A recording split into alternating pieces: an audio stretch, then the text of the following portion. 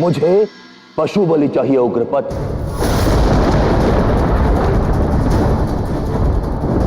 पशु बलि? हाँ, क्यों नहीं दे सकते?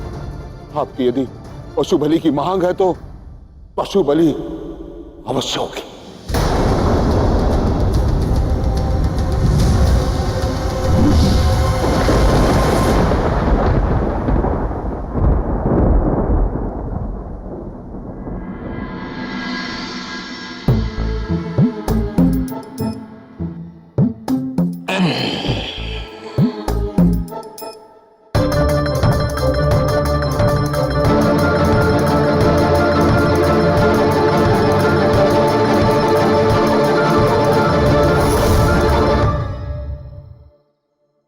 मैं यहाँ कीचड़ के कुंड में कैसे?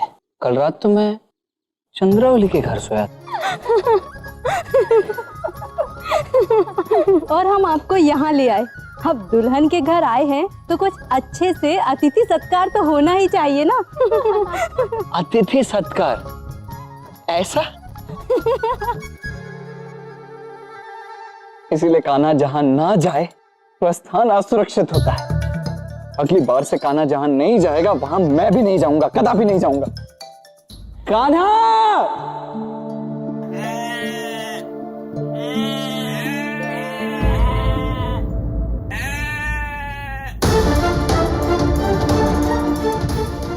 ये मेमने के रोने का स्वर कहां से आया?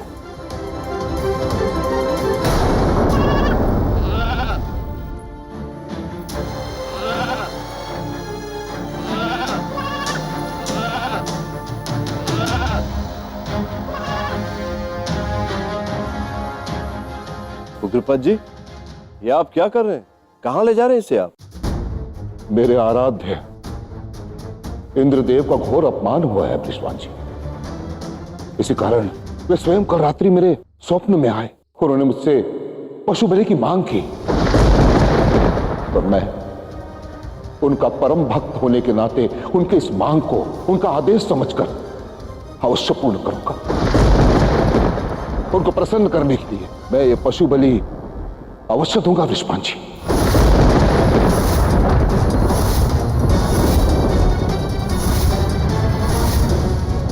ये आप क्या कह रहे हैं गुरुपद जी? ग्वाले हैं हम, मवेशियों से प्रेम करते हैं, उनकी रक्षा करते हैं। उनका वध करना पाप है। इसके अतिरिक्त कोई और उपाय नहीं है हमारे पास। हाँ गुरुपद जी, इसके अतिरिक्त कोई और उपाय निकालिए। अनुचित है ये काका। आप सब मेरे आराध्य की मांग पर प्रश्न उठा रहे हैं। क्या था आपको? यदि ये बलि नहीं चढ़ी तो क्या होगा? अनर्थ हो जाएगा, सूखा पड़ जाएगा, धरती बंजर हो जाएगी, अन्न का एक दाना नहीं मिलेगा किसी को खाने के लिए। और वैसे भी इन परिस्थितियों में पशु पक्षी तो वैसे ही मरेंगे। तो उचित क्या है कि एक की बलि देना और बाकियों को इस प्रकोप से बचाना, यही उचित है ना?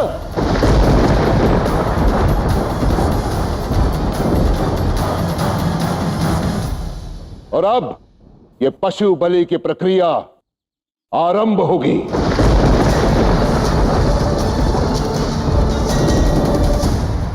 रुक जाइए उग्रपद काका।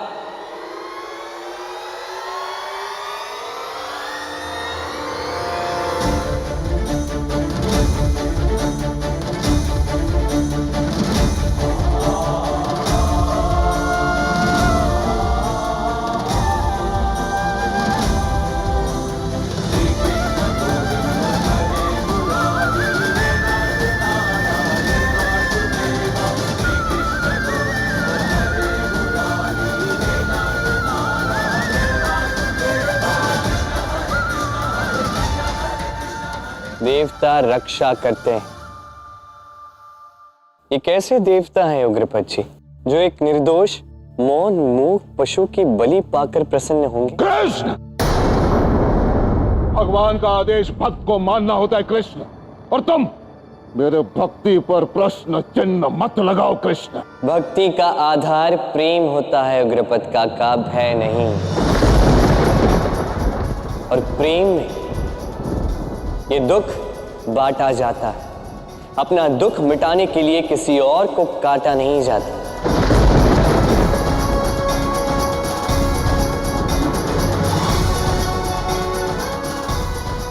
भक्ति का आधार यदि भय हो, वहां भक्ति वास नहीं करती।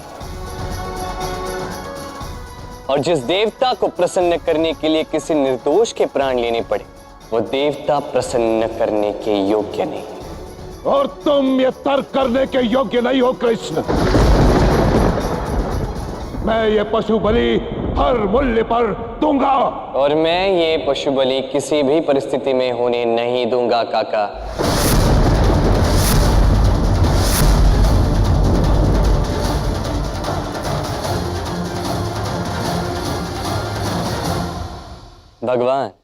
भगवान क्या है? दाता, दाता जो देता है, उसकी आराधना करना उचित है। किंतु जो जीवन देने के स्थान पर प्राण लेने की इच्छा प्रकट करे, ऐसी मांगे रखे जिसके कारण उसके भक्त का कर्म, उसका धर्म दोनों का उल्लंघन हो, तो उस देवता की इच्छा ही नहीं, उस देवता का त्याग करना ही उचित होता है काका।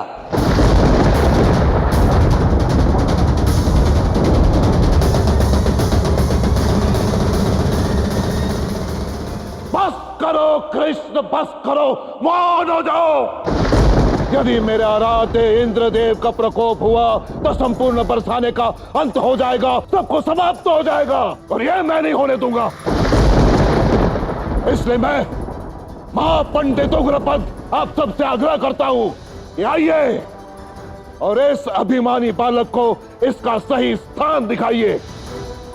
आइए मेरे साथ होकर खड़े हो जाइए और दिखाइए इसे कि न्याय क्या है और अन्याय क्या है, धर्म क्या है, अधर्म क्या है। दिखा दीजिए इसे।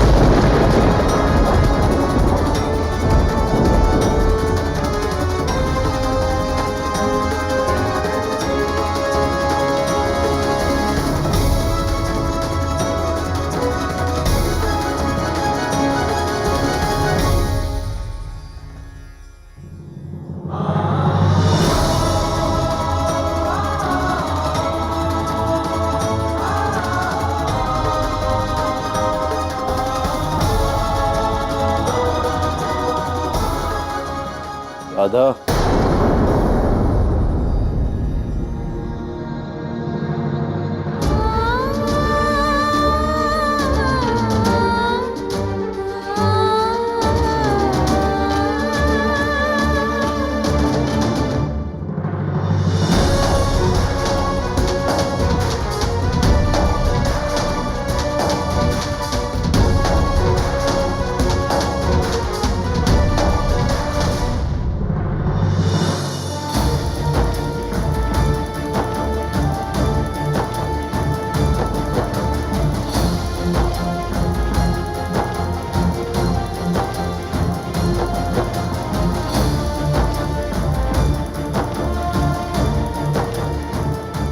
देखा कृष्ण, पूरा बरसाना मेरे साथ है।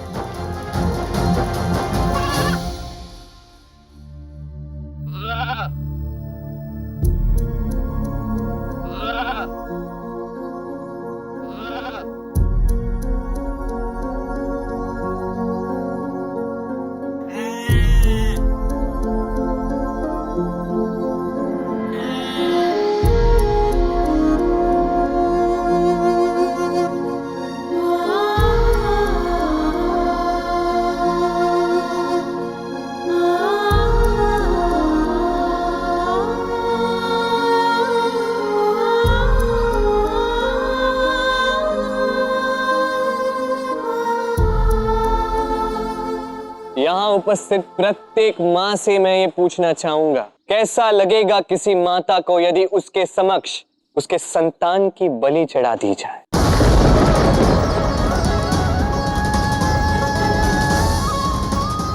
तनिक उस बच्चे को तो देखिए, वो भी तो अपनी माता का दुलारा है।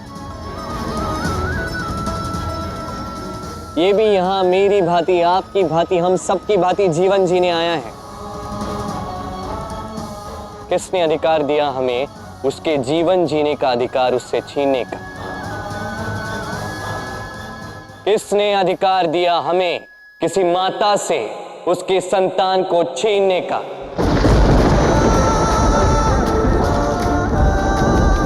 क्या अब भी आप में से किसी को ऐसा लगता है कि ये जो हो रहा है वो उचित है? क्या अब भी आपको लगता है कि इस निर्दोष प्राणी की बलि चढ़ना उचित है?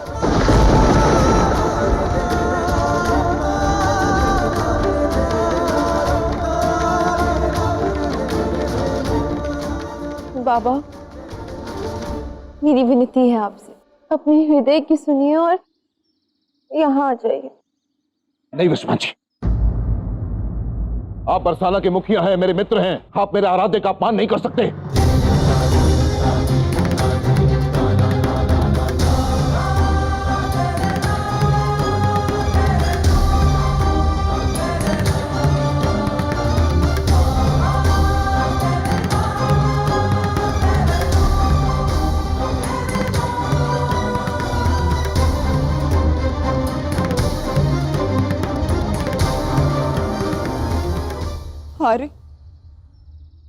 अरे मैंने आपकी अवज्ञा कभी नहीं की, किंतु ये पशु बलि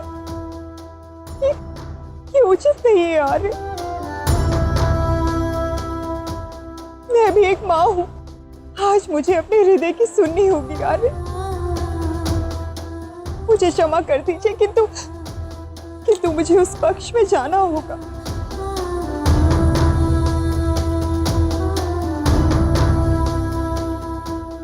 रुको कीर्तिदा, मैं तुम्हारे बरसों के पतिव्रता को कैसे भंग होने दे सकता हूं? तुमसे मेरे आदेश की अवज्ञा भला मैं कैसे होने दे सकता हूं?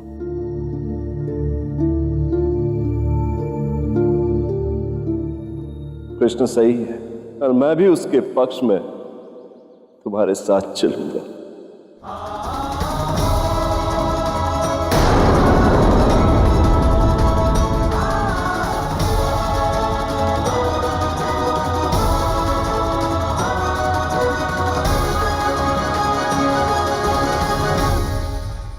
अब आप भी इसी पक्ष में आ जाइए ना उग्रपद काका। त्याग दीजिए उस देवता को जो आपसे ये सब पाप करवा रहा है। अपने पूर्वजों के आराध्य को त्याग दूं तो फिर किसे बनाऊं अपना आराध्य? किसकी करूं मैं पूजा? बोलो। इस गोवर्धन पर्वत, इस गोवर्धन पर्वत, इस गोवर्धन पर्वत, इस गोवर्धन पर्वत।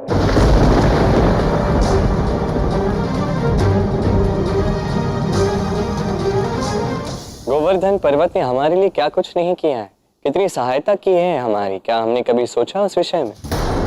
सुखद पवन दी, स्वच्छ शुद्ध जल दिया, छाया दी, हमारे पशुओं को चरने के लिए हरी भरी खलियां दी, जिसके कारण हमें दूध, घी, माखन, अन्य कई सारे खाद्य पदार्थ उपलब्ध हुए हैं। हमारा अन्न इस गोवर्धन पर्वत के कारण हमें प्राप्त होता है। मेघ भी पहले आकर इस पर्वत से टकराते हैं, उसके पश्चात वर्षा होती है। फिर इंद्र की पूजा क्यों?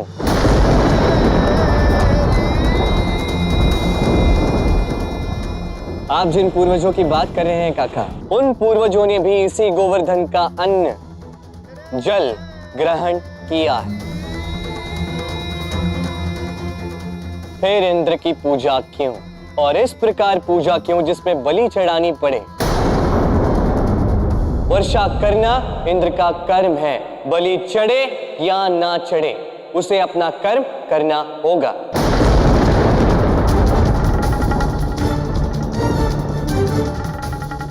अब हम हमारा कर्म करते हैं, इस गोवर्धन को धन्यवाद कहते हैं, उसके लिए ये पूजा रखें। पर्वत भगवान नहीं होते, उनकी पूजा नहीं होती, उनकी पूजा नहीं होती, उनकी पूजा नहीं होती, उनकी पूजा नहीं होती। पर्वतों पे फल और नैवेद्य नहीं चढ़ते, समझे तुम? किंतु चढ़ाना तो चाहिए ना काका। पर्वत प्रसाद नहीं खाते कृष्ण। यदि मन पवित्र हो, मन में शुद्धता हो तो कुछ भी असंभव नहीं। यदि ये पर्वत प्रसाद ग्रहण कर ले तो क्या? यदि इस पर्वत ने प्रसाद खाया तो मैं पशु बलि भूल जाऊंगा। और यदि ऐसा नहीं हुआ कृष्ण, तो पशु बलि देने से मुझे कोई नहीं रोक सकता।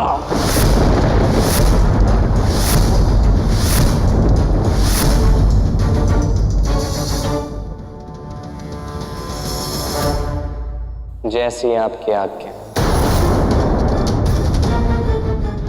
तो ठीक है, हम फल और नैवेद्य के साथ गोवर्धन पर्वत की पूजा करेंगे, और आप स्वयं अपने आंखों से देख लेना कि पत्थर भगवान नहीं होते।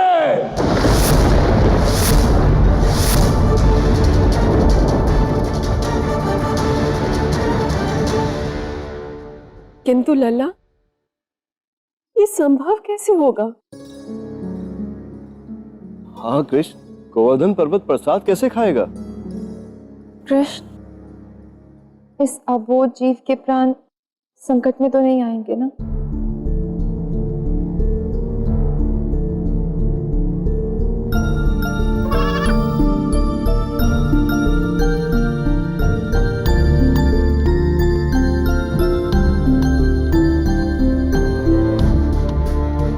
जिनसे आप सच्चा प्रेम करते हो, क्या उनको लेकर कभी मन में अविश्वास आता है कि वो आपसे प्रेम ही नहीं करता?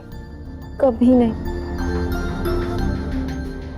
इसी प्रकार जहां अनंत प्रेम हो, जहां अनंत विश्वास हो, वहां नकारात्मकता का प्रश्न ही नहीं उठता।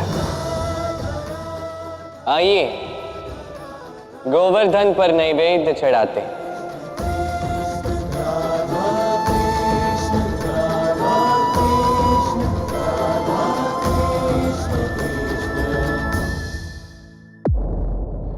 हे इंद्रदेव, मेरे आराध्य, क्षमा करें मुझे प्रभु।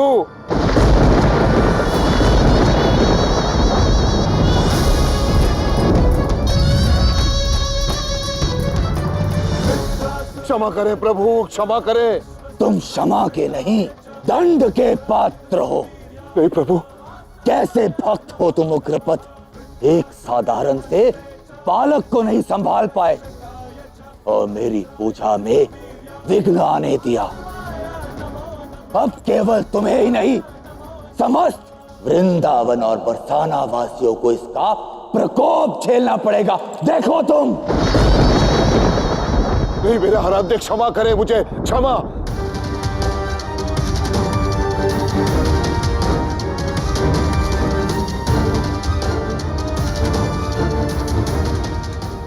इंद्रदेव, मेरे पिता को क्षमा कर दीजिए। इंद्रदेव, यदि आप चाहे तो मेरे प्राण ले लीजिए, किंतु इन्हें क्षमादान दे दीजिए।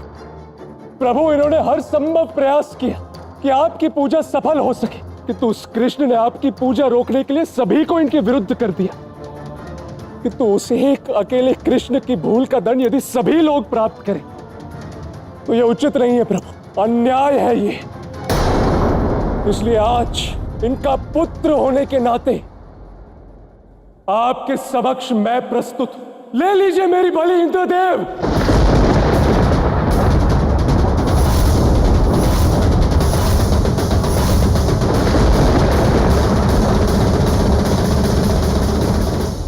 ये बालक है इंद्रदेव, क्षमा कर दे इसे।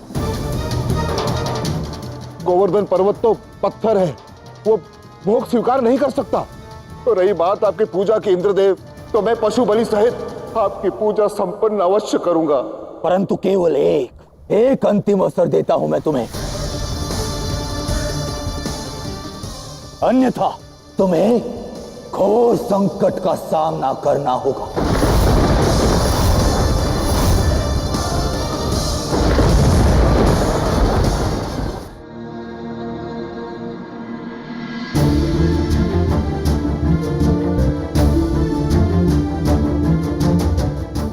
मुझे गर्व है कि तुम मेरे पुत्र हो। अपने पिता के लिए बलि चढ़ने जा रहे थे तुम।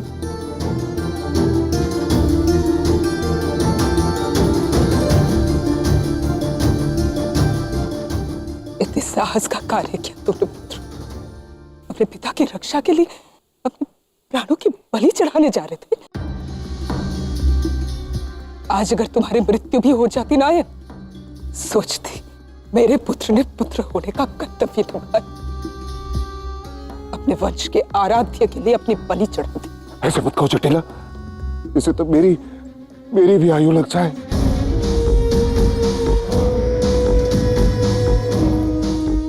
आज बात आपके आराध्य की थी, आपके विश्वास, आपके इतने वर्षों की साधना की थी। आपके पुत्र ने आपका साथ दिया, परंतु आपके परम मित्र वृषभान जी आपका साथ छोड़कर उस कृष्ण के साथ चला गया। आपकी ऋण, आपके इतने वर्षों के त्याग, आपकी मित्रता, सब कुछ इतना शीघ्र भूल गया वो।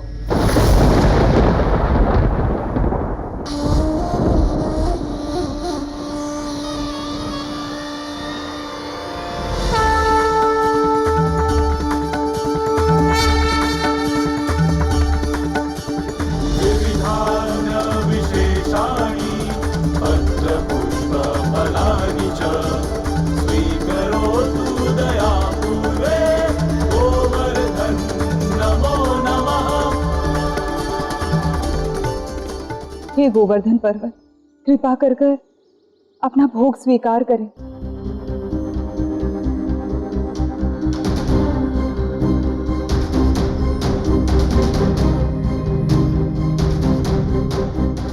कहा था मैंने तुम सबसे कि पत्थर भगवान नहीं होते।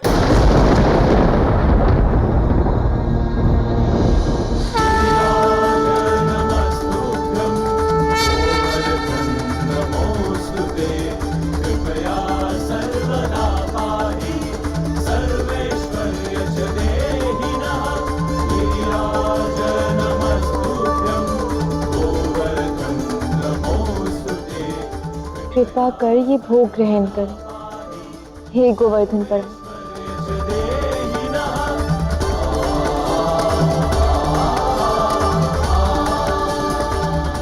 जब राधा ने भोग चढ़ाया है तो कृष्ण को तो वो भोग ग्रहण करना ही होगा।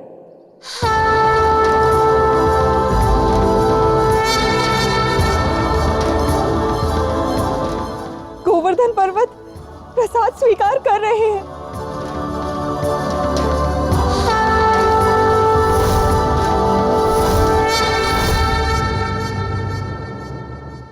चमत्कार, ये तो चमत्कार हो गया।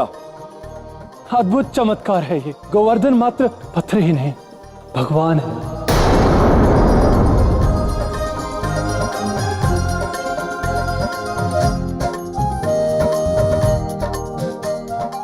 किंतु कान्हा, तुमने तो राधा के साथ निर्जला एकादशी का व्रत रखा हुआ है ना, फिर तुम ये भोग कैसे ग्रहण कर सकते हो? धर्म संस्थापनार्थाय संभवामि युगे युगे।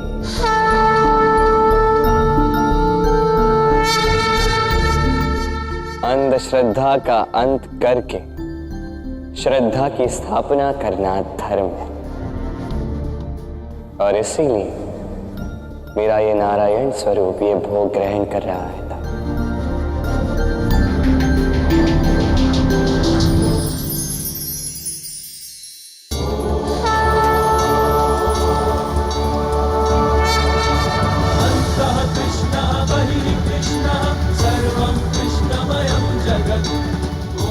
नारायण के इस गोवर्धन अवतार को शेषनाग का शत शत प्रणाम।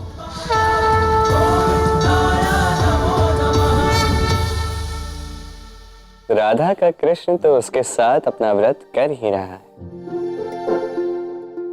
कृष्ण, हाँ? तुम्हें पता है गोवर्धन पर्वत भोग स्वीकार कर रहे हैं। क्या बात करी राधा, सच में? हाँ, अब चलो शीघ्र करो।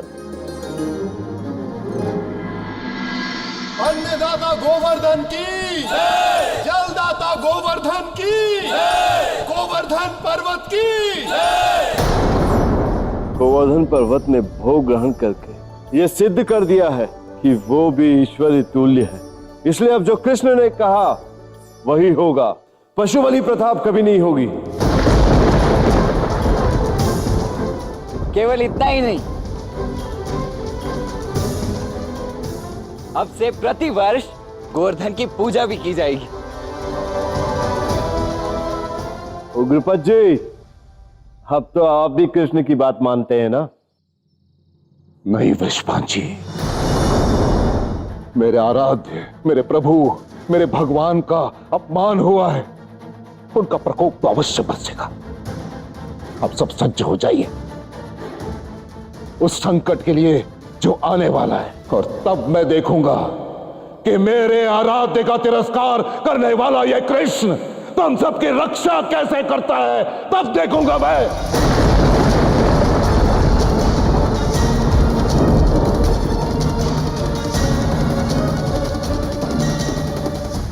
मैं नहीं काका, समय आने पर ये गोवर्धन पर्वत ही हमारी रक्षा करेगा।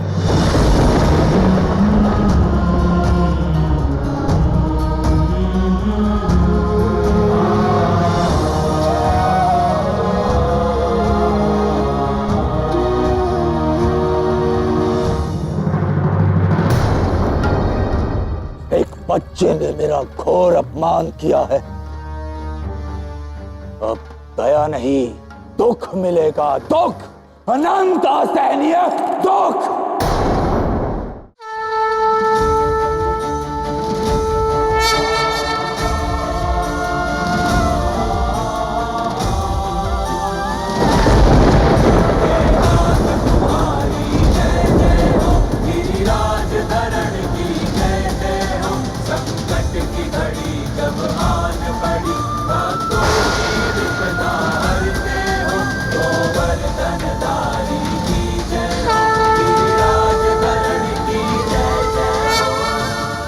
कान्हा, मनुष्य योनि में तो शरीर का बायां भाग दुर्बल होता है ना? फिर तुमने अपने बाएं हाथ की कनिष्ठा पर ही पर्वत क्यों उठाया?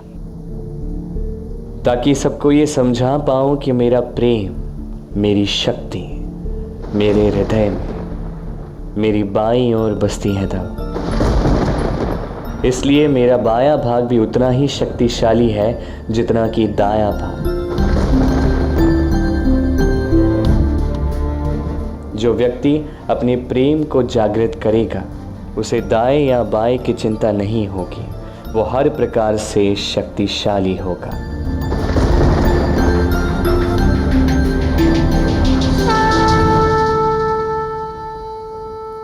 राधा कृष्ण के इस गिरधर अवतार को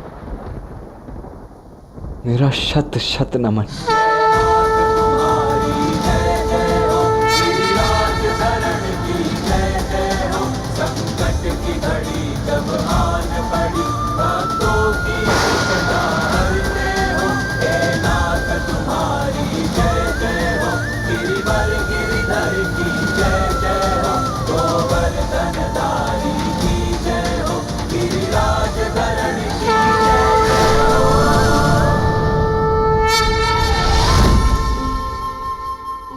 आज श्री कृष्ण ने संसार को यह संदेश दिया है कि भक्ति, भगवान के प्रति भक्त का प्रेम ही तो है,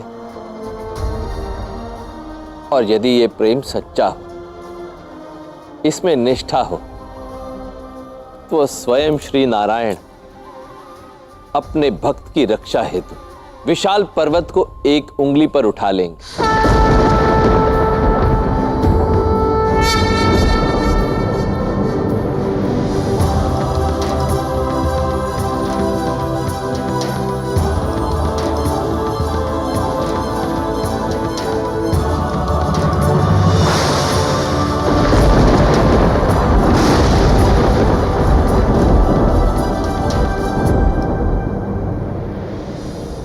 संवर्तक, धिक्कार है तुम पर, धिक्कार, और धिक्कार है तुम्हारी समस्त शक्तियों पर, जो एक साधारण से बालक को परास्त नहीं कर पाए।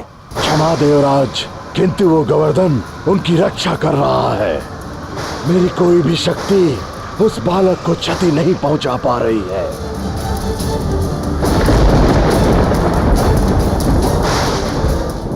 इस गोवर्धन का, इस पत्थर के टुकड़े का इतना दुस्साहस कि वो देवराज इंद्र के अपराधियों को शरण दे, उनकी रक्षा करे। संवर्तक, तुम वर्षा मत रोकना। शेष मैं संभाल लूंगा। आज मैं इस बालक के अहंकार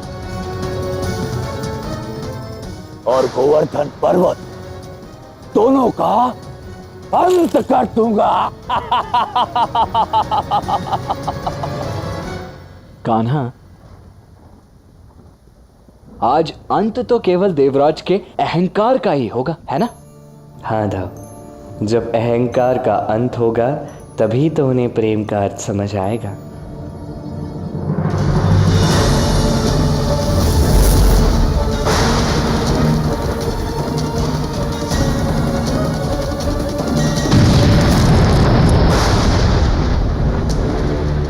असंभव, मेरी शक्तियां भी विफल हो रही हैं। देवराज इंद्र हूं मैं, देवराज इंद्र।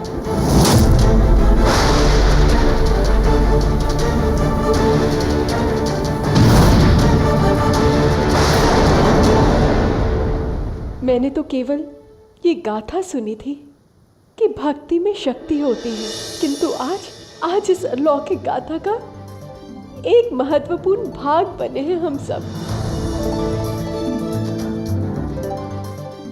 हाँ कान्हा, और आज तो ये कथन भी सत्य सिद्ध हो गया कि विश्वास ही चमत्कार को जन्म देता है। आज साक्षात गोवर्धन पर्वत हमारी रक्षा कर रहे हैं। हाँ कीर्तिदा, ये अनुभव अविस्मरणीय है। किंतु मैया, कीर्तिदा काकी, राधा और अन्य सभी का तो निर्जला एकादशी का व्रत चल रहा है ना?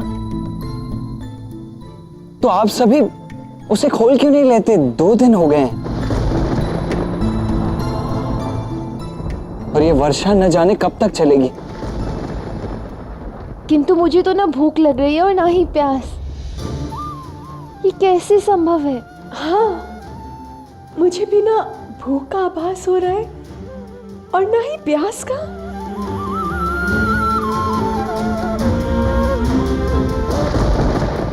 कदाचित ये भी ईश्वर की भक्ति की शक्ति ही है जो हमें भूख और प्यास का आभास ही नहीं हो रहा।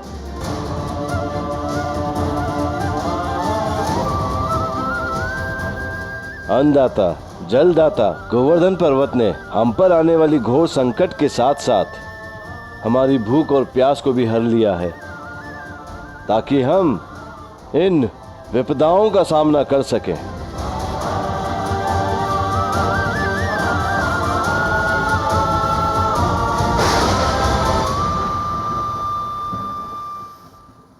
हाँ हाँ, ये सब कुछ गोवर्धन की शक्ति का ही तो परिणाम है, क्यों? है ना कान्हा? हाँ हाँ, ये सब कुछ गोवर्धन ही तो कर रहा है, और कौन कर सकता है?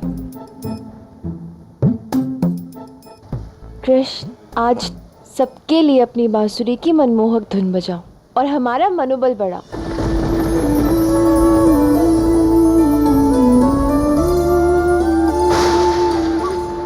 सखी की इच्छा मेरे लिए आदेश।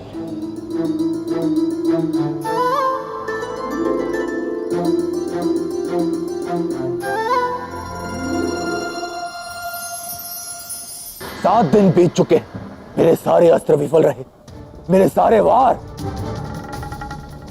खाली वापस लौट आए। यहां तक कि वर्षा भी इनका कुछ नहीं बिगाड़ पाई। ये क्या हो रहा है? अनंत वर्षा से संसार का संतुलन बिगड़ रहा है देवराज। रुकिए देवराज, इतनी तीव्र वेग से वायु चल रही है, सबकी हानि हो रही है देवराज। अब आपको रुकना होगा देवराज। हाँ देवराज, अन्यथा मेरी पृथ्वी का अंत हो जाएगा। प्रकाश का भी अस्तित्व संकट में है, रुक जाइए इंद्रदेव। नहीं सूर्यदेव, मैं अपने अपमान का प्रतिकार लेकर रहूंगा। जब कोई अस्त्र नहीं चलता तो देवराज इंद्र का वज्र चलता है, और अब मैं अपने वज्र का प्रयोग करूंगा।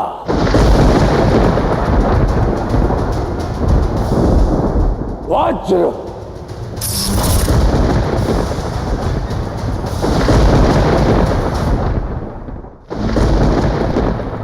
कान्हा, 7 दिन हो गए, इंद्र तो मान ही नहीं रहे। चुटकी बजाओ और परास्त कर दो इंद्रदेव को। क्या हुआ? क्या सोच रहे हो दाऊ? यही ना कि 7 दिन हो गए और ये सब कब अंत होगा?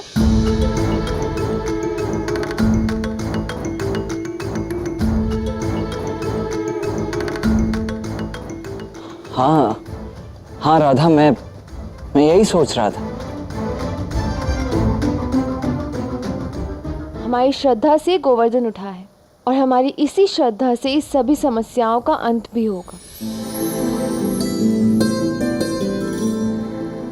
इन सभी देवताओं के आराध्य तो नारायण ही है ना, और हमें हमारे आराध्य नारायण के प्रति अपनी श्रद्धा प्रकट करनी होगी।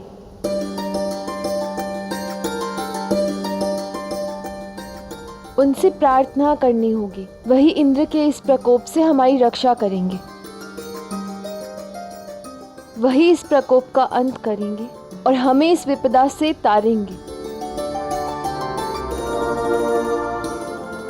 हाँ, राधा सही कह रही है। हमें नारायण की शरण में जाना ही होगा। हे नारायण, हम सब आपकी शरण में आने के लिए सज्ज हैं। रक्षा कीजिए नारायण, रक्षा कीजिए। भगवन विनती सुनो, अपने भक्तों की अर्ज सुनो। हम सब शरण तेरे,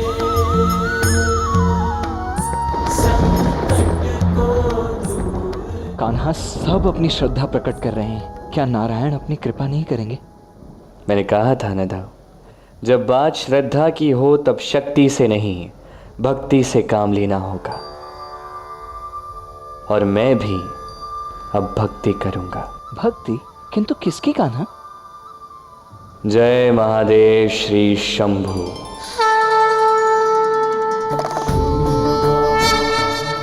हे नारायण, मेरे आराध्य, आपके मन की इच्छा मैं समझ गया।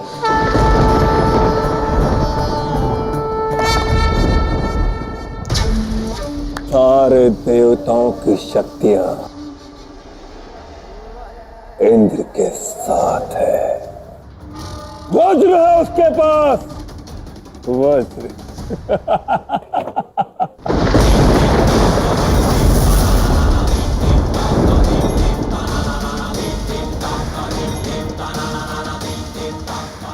कृष्ण, इंद्र के वज्र का इस संसार में कोई काट नहीं।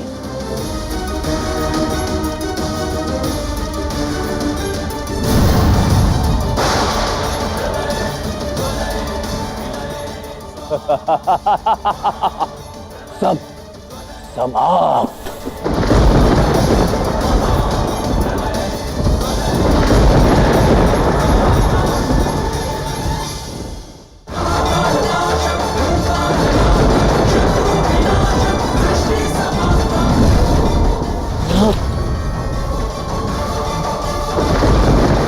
देवराज इंद्र का वज्र हार गया।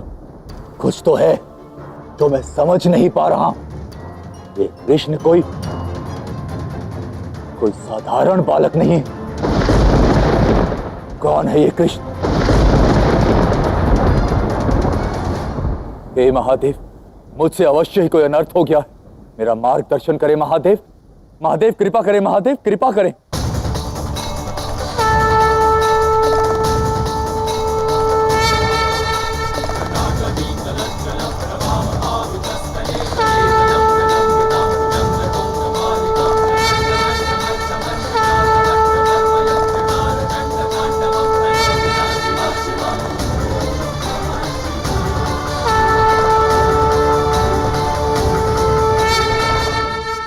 महादेव, अपने अहंकार में चूर होकर ऐसा अनर्थ करने से पूर्व तुमने मेरा मार्गदर्शन मांगा था देवराजेंद्र? नहीं। और अब जब तुम्हारा वज्र परास्त हो गया है तो भयभीत होकर मुझे पुकार रहे हो। क्षमा महादेव, क्षमा। ये मत समझना देवराज इंद्र कि यहां मैं तुम्हारे पुकारने पर आया हूं। मैं यहां आया हूं तो केवल अपने आराध्य श्री नारायण के आदेश पर।